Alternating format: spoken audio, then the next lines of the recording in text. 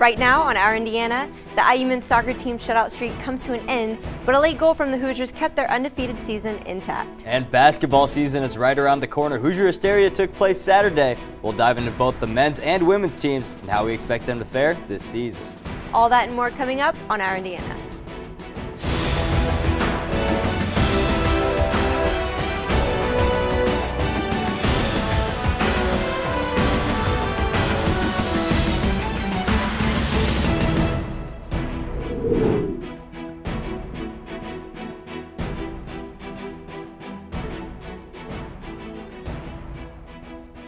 Hello and welcome to Our Indiana. I'm Mackenzie, Salmon. And I'm Zain, Pyarali.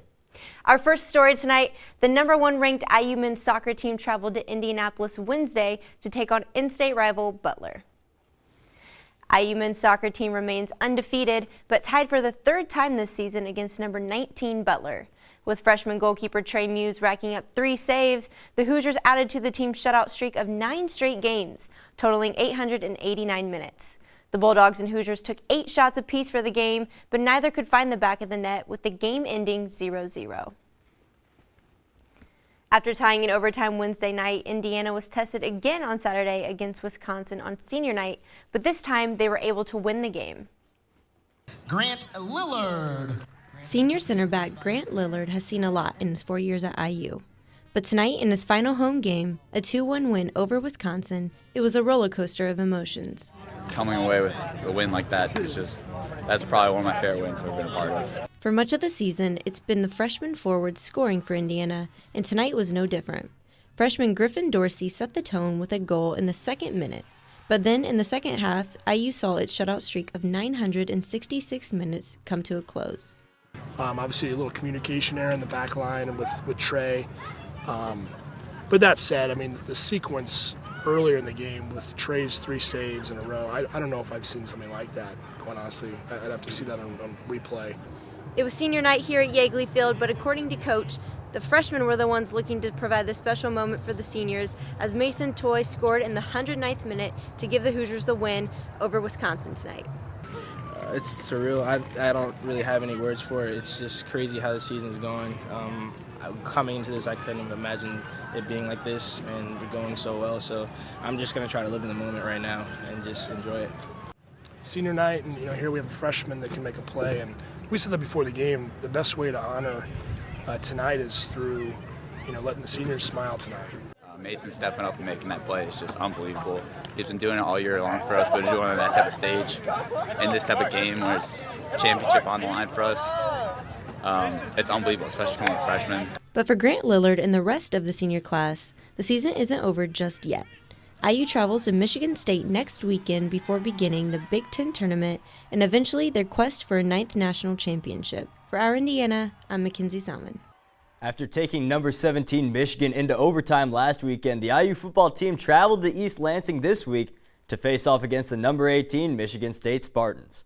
The Hoosiers holding on to that brass platoon after last year's upset win at home against the Spartans, and early on the defense was great. There's Chris Covington getting a tackle for loss on L.J. Scott, and then late first quarter, Tony Fields knocks that one loose from the ball carrier. Jonathan Crawford recovers it. Indiana would end up getting a field goal off that. Second quarter, the IU defense still playing strong, shuts MSU down in the red zone to make it 3-3 at halftime. Third quarter, Peyton Ramsey finds Jay Shun Harris over the middle for the first down. Ramsey 22 of 34 passing on the day, but just 158 yards to show for and no touchdowns. IU would get a field goal, go up 6-3. Now fourth quarter, Ramsey back to pass, finds Morgan Ellison for a first down, but this drive, like many others, would end in an Indiana field goal. 6 minutes left in the game, the Spartans find their offense. Lewerke connects with Felton Davis to go up 1, and then with under 2 minutes to play, L.J. Scott follows his blockers and walks into the end zone. The Spartans would win 17-9, and Indiana drops to 3-4 on the year. For more on this loss, here's IU head coach Tom Allen. Highly disappointed.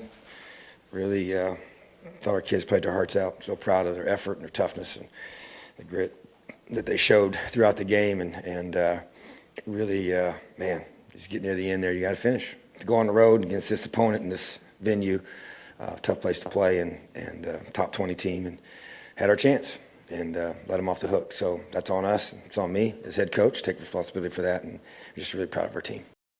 Tom Allen upset with his team's inability to finish on the road against a top 20 team, but one player who has been able to shine all season long has been Zain Harris on special teams. For more on that, we send it over to Joe Canter for Why It Worked.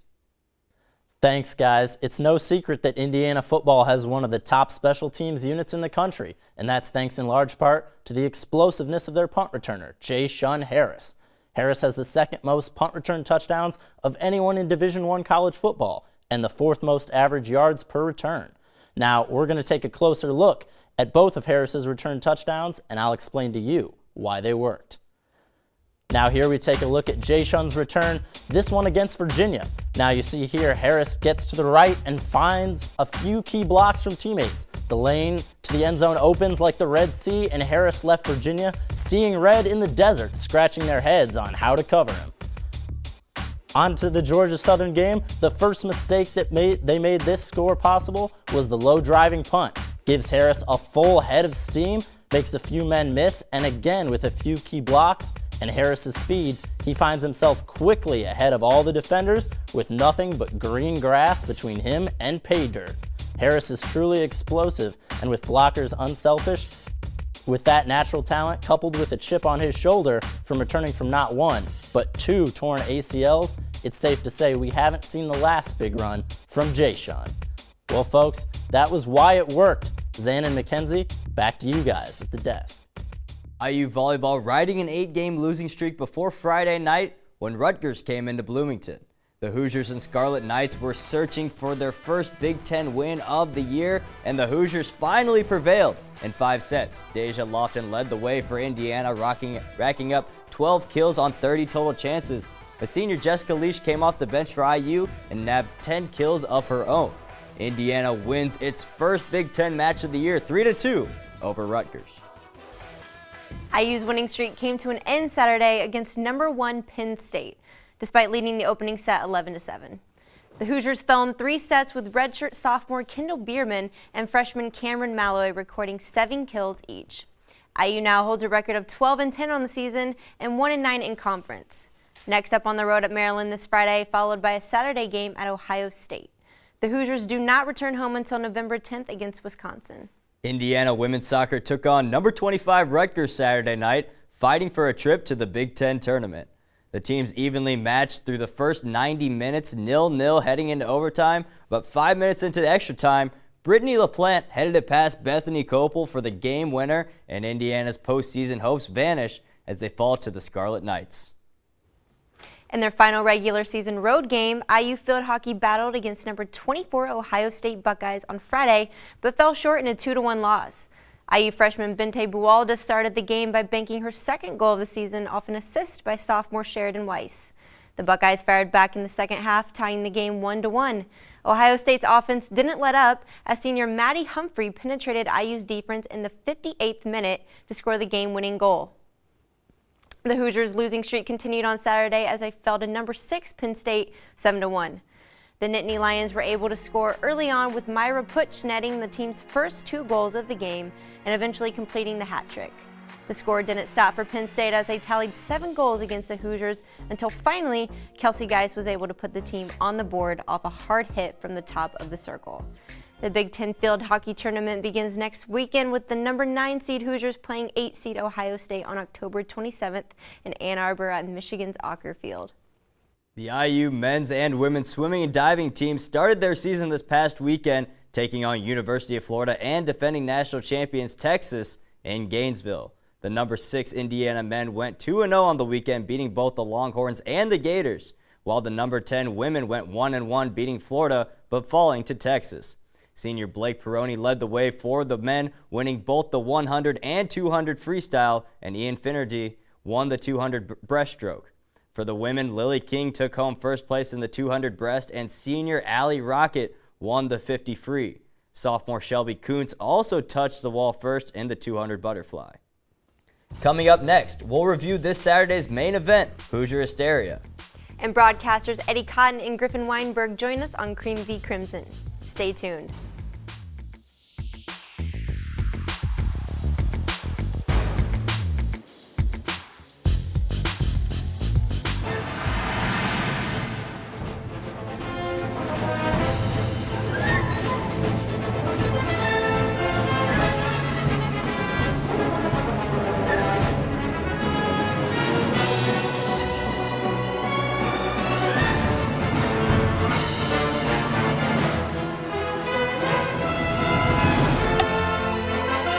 wouldn't be here if it weren't for Indiana University.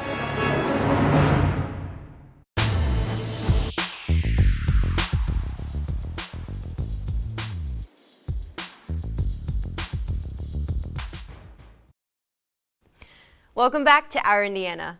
Excitement was in the air Saturday afternoon for fans and players alike as Hoosier Hysteria marked the unofficial beginning of the 2017-2018 season for women's basketball. Our Indiana's Dan Black has more. Fans began lining up as early as 6 a.m. to get a prime seat to see their Hoosiers. Once they settled in, Hoosier Nation got their first glimpse of some old faces and some new ones. They were then treated to a three-point contest, which featured seniors Amanda Cahill and Tyra Buss. I'm really excited to watch the seniors this season. I'm really good friends with Amanda Cahill. She's my super good friend. We have lots of classes together. So just to see them succeed this year and make it to the tournament. Buss raved about her Hysteria experience, her final at IU. So it's such a great experience, especially for our younger ones that haven't experienced it yet. So it was great once again, and I'm happy that it was my last one, and I went out on top. One of the big questions of tonight would be how the 8 newcomers would respond to being in Assembly Hall for the first time in front of such a ruckus crowd. But the actual experience was so much more. Oh wow, it was crazy. I can't even explain the feeling. The fire was so hot, and just hearing everyone screaming and stuff, it was great. The Hoosiers will officially begin their season Monday, November 6th at 7 p.m. when they host Gannon University, so make sure you come out and support all your Hoosier ladies. For Our Indiana, I'm Dan Black. Back here in the studio now with Dan Black. Tyra Buss and Amanda Cahill are in their final seasons here in Bloomington. What can we expect out of those two seniors this year? Well, there's plenty of high expectations for them. They're the only 2 seniors on the team, and with a team full of 8 newcomers, 5 of which are freshmen, there's a ton of pressure on them to be the leaders and to really carry the team throughout the season. Yeah, so tell me a little bit about those 8 new players. 8 of the 12 new players on the roster are either freshmen or transfer. So how big of a factor do you think that'll be this season? Well, I think it's definitely going to be a big factor, especially at the beginning of the season. Building that chemistry. I mean, they did all go to Italy together and play 3 exhibition games, so that obviously helps. Having that camaraderie on the court and then obviously off the court, just always being together, that always helps. But the fact that they're going to not have that much depth because, as you said, five are freshmen, the rest are transfers, 2 of which can't even play because of the transfer rule. So you're just limiting yourself to, 10 players. Yeah. There's going to be a lot of things, a lot of kinks to work out early. But I think with the talent they brought in, the majority of the freshmen are top 100 players. So there's plenty of talent. It's just about being able to mold them and get them ready to play college basketball. So finally, this team made the NCAA tournament 2 years ago. Last year missed out, but they made a deep run in the NIT. Where do we see them finishing this season? Well, like we said, it's going to be it's going to probably be a difficult start to the season because there's so many new faces going on, a lot of things to figure out. And it's not going to be an easy schedule once they get to the Big Ten because they had to play Maryland, Ohio State, and Michigan, who are the top 3 teams in the women's Big Ten. And they had to play them 4 times, 3 of which on the road. So that's going to be a huge test. So depending on how Amanda Cahill and Tyra Buss can play this year and lead this team, they could go into the tournament and make a deep run. All right, thanks, Dan, for your time. And now as we flip to the men's side, I was at Hoosier Hysteria Saturday to get a first look at the team with Archie Miller now running the show. This event is all about the fans, the moments, and bringing in the new college basketball season. For first-year head coach Archie Miller, he had been waiting for the day to hear this Assembly Hall crowd roar, but knows there's challenges ahead for his team this season. But I'll promise you right now, with who they are as people, how they've accepted, embraced our change, it's going to give us a chance to have some special moments down the line. But we're going to need you every single night, all the way to the final buzzer. The highlight of the night was the dunk contest. Freshmen Clifton Moore and Justin Smith showed off their athletic ability, but in the end it was returners Freddie McSwain Jr. and Curtis Jones who put themselves ahead of the competition. And Jones even got a little help from his roommates. to win the contest. We're just being creative, and Duran helped me think of it, and then he threw the pass, so it's fun. While the introductions, three-point contest, and dunk contest were all fun and entertaining, the Hoosiers then got down to business as they faced off against each other for a 24-minute scrimmage and found out they still have a lot of work to do before the regular season begins. First, keeping the turnovers down as much as possible, getting out, running the transition, and defensively playing well. I think we played good defensively. I think we could definitely cut down the turnovers and just work on playing as a team. While the event was a success as a whole for the fans and prospective IU recruits, the team now has 6 days till they get on the floor against a different opponent when they play Marion in the first exhibition of the year. For our Indiana, I'm Zain Pyarali. Hoosier Hysteria was full of flair and fun, but what should we expect out of both the men's and women's teams this season? Griffin, Weinberg, and Eddie Cotton broadcasted the event Saturday, and now they're with us in studio on this edition of Cream v. Crimson.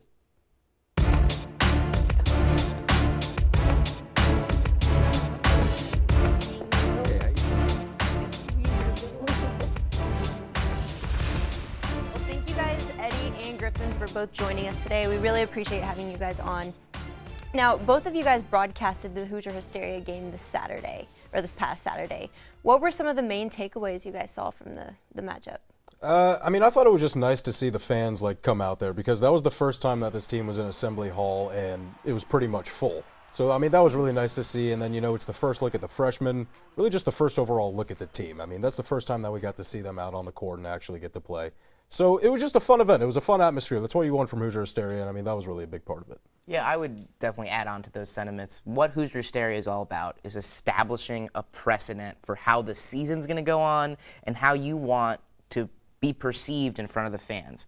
First Hoosier Hysteria for Archie Miller, and he got out there, and he was stern, and he was quick and concise, and something we did not see in the Tom Crean era.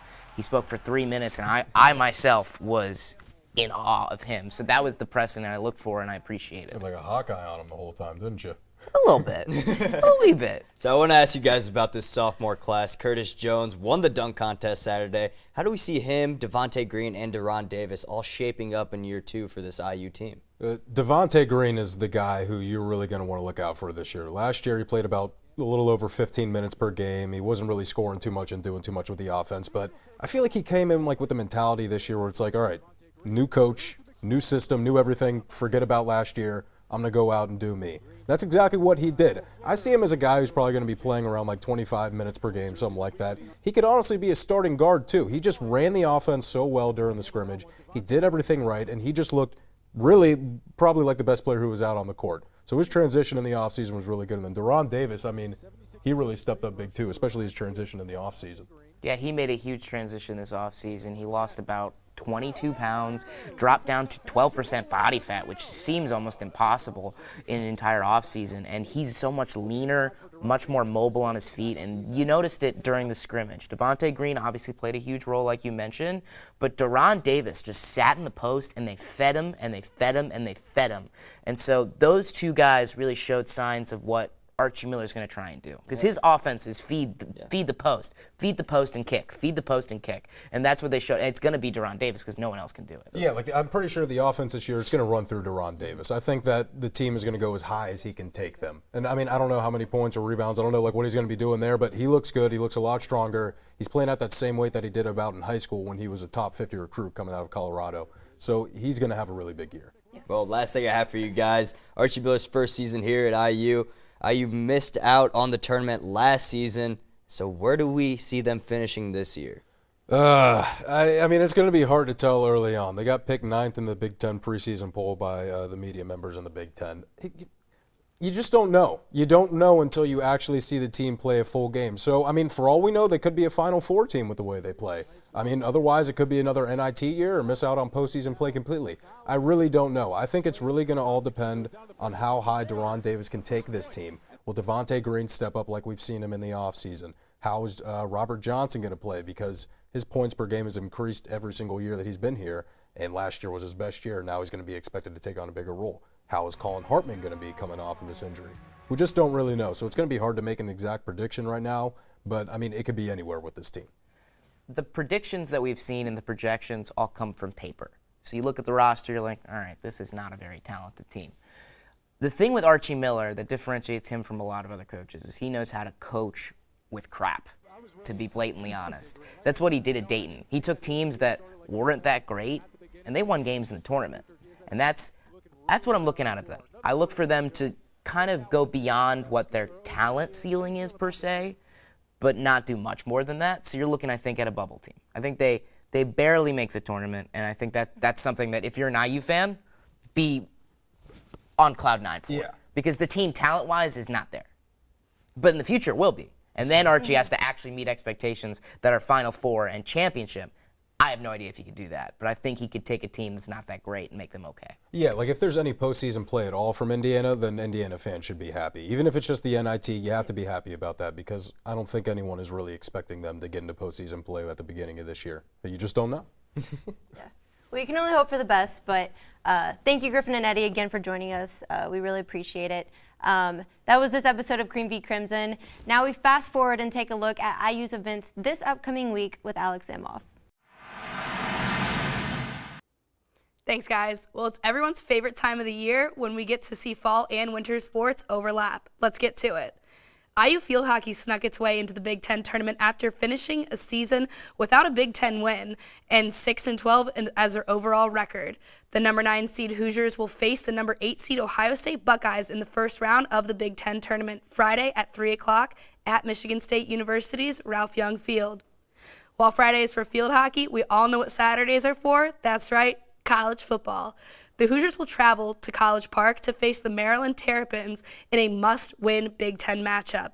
The effort IU football has put forth on the field this season has not yet translated into conference wins, but with their 3-4 record, it's time for the Hoosiers to break through. Keep an eye out for IU's Chris Covington. On Saturday, the senior linebacker is coming off of a career-high 11 tackles, 6 of which were solos, 2 tackles for loss, and a sack against the Spartans last weekend. Be sure to catch your Hoosiers on BTN at 3:30 Saturday afternoon. As fall sports transition into the winter, the Hoosiers are already dominating in the pool. IU swimming and diving season kicked off with a dominating team win in Gainesville against the Gators and the Longhorns last weekend. And they hope to use that momentum as they travel to Knoxville, Tennessee to take on the Kentucky Wildcats and the number 18 Tennessee Volunteers. Last but certainly not least, IU men's basketball will kick off their season at home with an exhibition game against Marian University on Saturday. The game will tip off at 8 p.m. inside Simon Scott Assembly Hall. Be sure to catch Coach Archie Miller in his Indiana coaching debut. The game will be broadcast on BTN Plus and, as always, the IU Radio Network. That's all I have for you this week, but of course, if you miss any of the action, you can always find it on IUHoosiers.com. Back to you at the desk. Thanks, Alex. Well, that does it for this episode of Our Indiana. I'm Mackenzie Salmon. And I'm Zain Pyarali. Thanks for tuning in, and we'll catch you next time.